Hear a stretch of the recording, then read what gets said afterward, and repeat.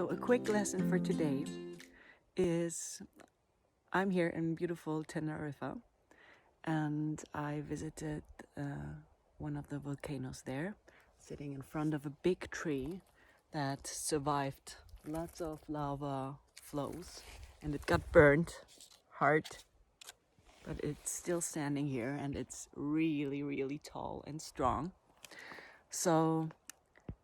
And I had this experience when coming here that I took a road that was so steep that I could hardly get up with the car because it's not very strong car. And I almost turned around, and the whole day began with raining all day long. I was like, oh, should I even go or just stay here?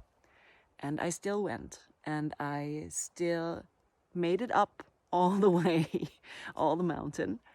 And the learning of today is it's always worth it.